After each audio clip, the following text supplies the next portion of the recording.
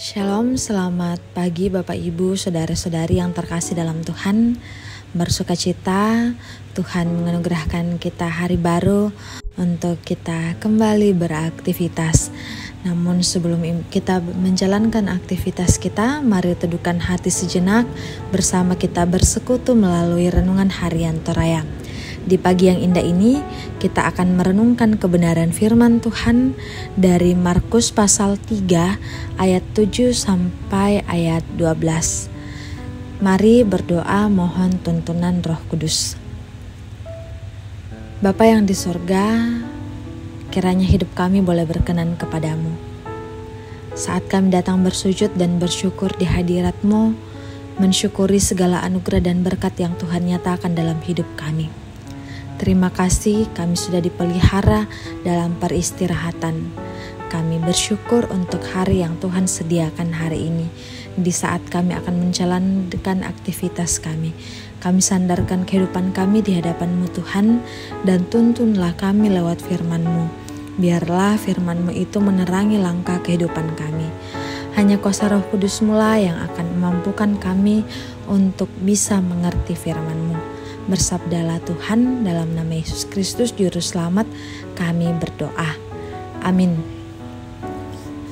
Markus pasal 3 ayat 7 sampai ayat 12 firman Tuhan, Yesus menyembuhkan banyak orang. Kemudian Yesus dengan murid-muridnya menyingkir ke danau, dan banyak orang dari Galilea mengikutinya. Juga dari Yudea, dari Yerusalem, dari Idumea, dari seberang Yordan, dan dari daerah Tirus dan Sidon datang banyak orang kepadanya. Sesudah mereka mendengar segala yang dilakukannya, Ia menyuruh murid-muridnya menyediakan sebuah perahu baginya karena orang banyak itu, supaya mereka jangan sampai menghimpitnya. Sebab Ia menyembuhkan banyak orang, sehingga semua penderitaan penyakit berdesak-desakan kepadanya hendak menjamahnya. Bila mana roh-roh jahat melihat Dia, mereka jatuh tersungkur di hadapannya dan berteriak, "Engkaulah Anak Allah." Tetapi Ia dengan keras melarang mereka memberitahukan siapa Dia. Amin. Kehadirannya yang memulihkan atau kama diorenana mepa matana. Bapak Ibu saudari-saudari yang terkasih, mujizat atau perbuatan ajaib selalu membuat orang takjub dan menarik hati banyak orang untuk menyaksikan, memastikan, bahkan ingin turut merasakan. Apa yang dilakukan Yesus membuat orang-orang takjub dan mencarinya. Banyak orang yang datang mencarinya karena mendengar dan mengetahui pelbagai mujizat yang telah Yesus lakukan. Mereka datang dari berbagai daerah untuk melihat bahkan mengalami kuasa Yesus. Yesus pun tidak menolak mereka dan selalu membuka tangan bagi siapapun. Kehadiran Yesus menyembuhkan banyak orang, namun bagi kita orang percaya, pemulihan yang Ia sediakan lebih dari sekedar pemulihan fisik. Ia datang memulihkan keadaan yang rusak. Yesus adalah sang sumber pemulihan bagi kita dengan menanggung semua penyakit kita di kayu salib. Inilah harga yang Dia bayar untuk kesembuhan kita. Karya pemulihan dari Allah nyata di dalam kuasa dan kasih Sang Putra Yesus Kristus. Tersungkurnya roh-roh jahat menegaskan bahwa Yesus Anak Allah. Bapak Ibu saudara-saudari yang terkasih, hal ini mengingatkan kita bagaimana kita memandang dan mengakui Yesus di dalam kehidupan kita. Bahkan juga membuat kita merenungi apakah alasan kita mengikuti Yesus. Hendaklah kita mencari dan mengikuti Yesus, sebab mengikuti Yesus semakin membawa kita kepada kesadaran bahwa Dialah yang memulihkan hidup kita. Dialah Anak Allah yang telah menyelamatkan dan memberikan kepada kita kehidupan yang baru. Pengakuan ini membuat kita sungguh-sungguh mengikutnya dengan setia dan mempercayakan hidup kita kepadanya. Amin.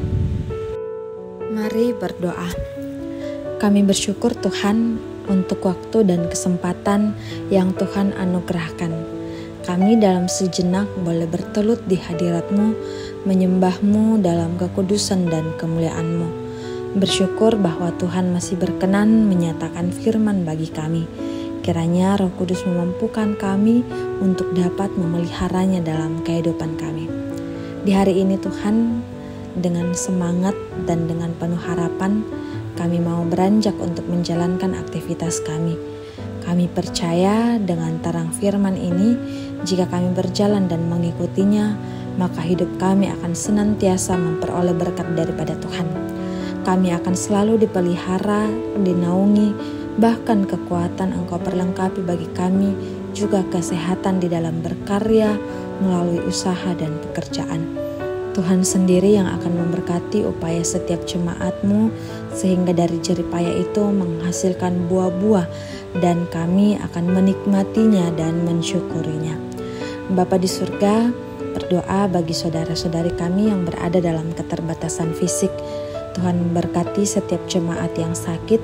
Kami percaya bahwa Tuhan adalah Allah yang berkuasa atas penyakit dan juga Allah yang tidak akan membiarkan setiap anaknya yang bergumul.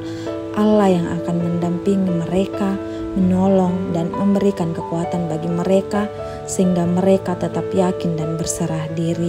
Kiranya apa yang diupayakan untuk memperoleh pemulihan, Tuhan memberkati. Bapa dalam kerajaan surga, peliharakanlah rumah tangga kami, berkatilah seluruh keluarga kami, baik yang bersama dengan kami maupun yang terpisah jauh. Berkati anak cucu dalam pendidikan, dalam pekerjaan Tuhan menolong, dan yang bergumul untuk mencari pekerjaan, kiranya Tuhan hadir di tengah-tengah usaha yang mereka lakukan untuk memperoleh suatu pekerjaan sesuai dengan kehendak Tuhan. Tuhan berkatilah orang tua kami yang berada dalam usia lanjut, kiranya sukacita dan damai sejahtera tetap dirasakan walau dalam keterbatasan fisik. Bapa di surga, inilah doa kami, ampunilah segala dosa dan kesalahan yang telah kami lakukan melawan kehendak-Mu. Amin. Bapak Ibu, saudara-saudari yang terkasih dalam Yesus Kristus, pergilah, sungguh-sungguhlah mengikut Yesus dengan setia dan percayakanlah hidup kita kepadanya. Terimalah berkat Tuhan. Kiranya Allah mengasihani kita dan memberkati kita. Kiranya Ia menyinari kita dengan wajah-Nya. Amin. Demikianlah kebersamaan kita dalam renungan harian Toraya di pagi yang indah ini. Selamat menjalani aktivitas hari ini. Tuhan memberkati.